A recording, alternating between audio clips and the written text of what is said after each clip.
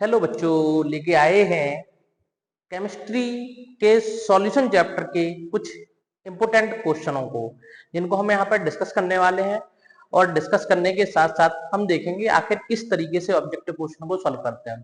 थोड़ा सा आप लोग इनकी आज जो हिंदी में मैंने जो टाइपिंग की है उस पर थोड़ा सा आज कम ध्यान देना, क्योंकि थोड़ा सा इसका प्रोनाउंसिएशन प्रॉपर नहीं है, मिस्टेक दे रखी है। हम जो बोलेंगे उस पर आप ध्यान देना। देखो इसमें पहला क्वेश्चन दे रखा है, which of the following factor. अपने पास में क्या दे रखा है, which of the following factor जो है does not affect the colligative property, मतलब इनमें से कौन सा कारक जो है जो अणु संख्या गुणधर्मों पर निर्भर नहीं करता। हमें उसके बारे में यहाँ पे जानकारी देनी है कि कौन सा कारक है जो अणु संख्या गुणधर्म पर निर्भर नहीं करता। तो अपने पास में दे रखा है नंबर ऑफ सॉल्यूट पार्टिकल। आपको पता है सॉल्यूट पार्टिकल के नंबर पर ही कॉलिगेटिव प्रॉपर्टी डिपेंड करती है, तो ये तो हमारा सही है। लेकिन इसने हमसे क्या पूछा है, डज नॉट अफेक्ट। हम दूसरे वाले क्वेश्चन पर दूसरे वाले ऑब्जेक्ट ऑप्शन पर मूव किए। Nature of the solute particle, यहाँ पे दे रखा है nature of the solute particle पर क्या कॉलिगेटिव प्रॉपर्टी डिपेंड करती है। चलो देखते हैं, डिपेंड नहीं करती हैं, इसीलिए हमारा करेक्ट आंसर तो कौन सा होना चाहिए, बी वाला ही करेक्ट आंसर होना चाहिए। लेकिन एक बार और हम चेक कर लेते हैं, थर्ड वाले पर गए। यहाँ पे देखो अपने पास में दे रखा है टेम्परेचर, तो टेम्परेचर पर क्या, टेम्परेचर पर तो डिपेंड करती है किसकी, कौन सी चीज है, कॉलिगेटिव प्रॉपर्टी।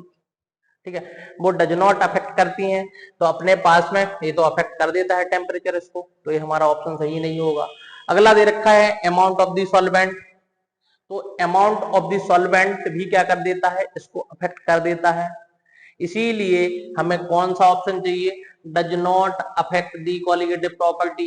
तो कौन नहीं अफेक्ट करता है, nature of the solute particle जो होते हैं वो कॉलिगेटिव प्रॉपर्टी को अफेक्ट नहीं करते हैं। ठीक है, अगले क्वेश्चन की तरफ मूव करते हैं। यहाँ से देखिए दूसरा क्वेश्चन दे रखा है, which of the following is a colligative property, मतलब इनमें से कौन सा अणु संख्यक गुणधर्म है। देखो हम देखते हैं आपने किन किन को पढ़ा है। सबसे पहला दे रखा है ऑप्शन हमारे पास में बॉइलिंग पॉइंट एलिवेशन या एलिवेशन इन बॉइलिंग पॉइंट। हमने पढ़ा है कॉलिगेटिव प्रॉपर्टी के अंदर कि एलिवेशन इन बॉइलिंग पॉइंट हमारा क्या है, कॉलिगेटिव प्रॉपर्टी है। अपना दे रखा है दूसरा रिफ्रैक्टिव इंडेक्स, तो रिफ्रैक्टिव इंडेक्स हमने कॉलिगेटिव प्रॉपर्टियों के अंदर नहीं पढ़ा है। पीएच नहीं पढ़ा है, डेंसिटी को हमने नहीं पढ़ा है, इसीलिए हमारा करेक्ट आंसर कौन सा होगा, हमारा करेक्ट आंसर होगा एलिवेशन इन बॉइलिंग पॉइंट या बॉइलिंग पॉइंट में उन्नयन।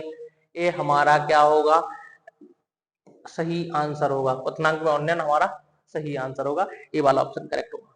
अगले की तरफ मूव करते हैं। देखो अपने पास में दिया है व्हाट इज अ सॉल्यूशन, अरे समाधान नहीं लिखना था, विलयन क्या है लिखना था।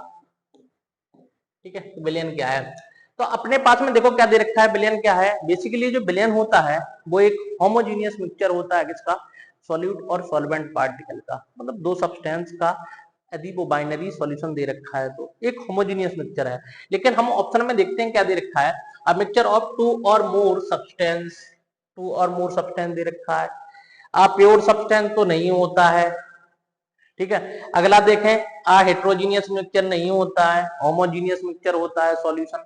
आ कंपाउंड से कंपाउंड भी नहीं है, इसीलिए हम करेक्ट आंसर किसको देंगे, आ मिक्सचर ऑफ टू और मोर सब्सटेंस। ठीक है, लेकिन यहाँ पे करेक्ट और मोर एक्यूरेट होता कि अपने पास में टू और मोर सब्सटेंस का एक होमोजीनियस मिक्सचर होता। ठीक है, अपने पास में हेट्रोजीनियस लिखा है, यहाँ पे होमोजीनियस मिक्सचर लिखा होता तो हम फिर भी हम इसको करेक्ट मान लेते हैं। ठीक है, लेकिन अपने पास में टू और मोर सब्सटेंस दे रखा है और होना चाहिए एक होमोजीनियस मिक्सचर होना चाहिए। ठीक है, तो इसमें जो ऑप्शन ज्यादा एक्यूरेट लगेगा वही हम उसको क्या मानेंगे, सही मानेंगे, तो हमारे लिए ये वाला ही सही है। अगले क्वेश्चन की तरफ मूव किए। अपने पास में दे रखा है when a non volatile solute is added to a solvent which of the following happened, मतलब इसने बोला है कि जब किसी हम विलायक के अंदर विलेय को मिलाते हैं तो क्या होता है। ठीक है, आप देखें इसमें क्या दे रखा है, सबसे पहले जब भी हम प्योर सॉल्वेंट में नॉन वोलेटाइल सॉल्यूट को ऐड करते हैं, वोलाटाइल। सॉल्यूट को जब हम ऐड करते हैं तो हम देखते हैं कि हमारे पास में क्या देखने के लिए मिलता है। सबसे पहले उन्होंने बोला है फ्रीजिंग पॉइंट इंक्रीजेस। नहीं भाई साहब, ऐसा नहीं होता है, फ्रीजिंग पॉइंट तो डिक्रीज होता है। तो आप देखें freezing point decreases, correct answer तो हमारा कौन सा हो गया, बी वाला ही करेक्ट आंसर हो गया। मतलब हमें डिप्रेशन इन फ्रीजिंग पॉइंट मिलता है, हिमांक में अवनमन मिलता है, कमी मिलती है, तो हमारा करेक्ट आंसर ए वाला हो जाएगा। अगले ऑप्शन पे भी देख लेते हैं। The boiling point decreases. Boiling point तो इंक्रीज होता है, डिक्रीज नहीं होता। लेकिन कंफ्यूज करने वाले ऐसे ऑप्शन दे रखे हैं आपको कि आसानी से आप गलती कर सकते हैं यहाँ पे। अगला देखो, द सॉल्वेंट एवोपरेटेड फास्टर।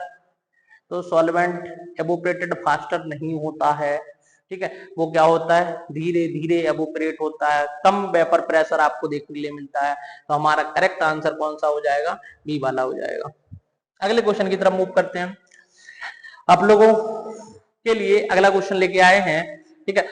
इस क्वेश्चन को करने से पहले यदि आप लोगों ने अभी तक चैनल को सब्सक्राइब नहीं किया है तो आप लोग जरूर चैनल को सब्सक्राइब करें और अपने दोस्तों के बीच में जरूर शेयर करें।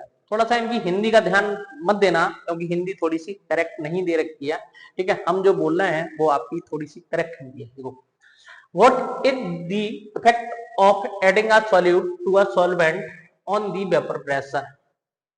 हमने क्या किया, हमने सॉल्यूट को ऐड करेंगे जिसमें अपने पास में प्योर सॉल्वेंट के अंदर, तो अपने वेपर प्रेशर के अंदर क्या चेंजेस आएगा, ये हमसे पूछा गया है। क्या वेपर प्रेशर पर क्या इफेक्ट पड़ेगा।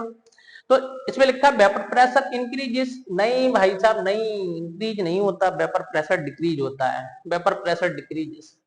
ये हमारा क्या दे रखा है करेक्ट आंसर। लेकिन और भी चेक कर लेते हैं।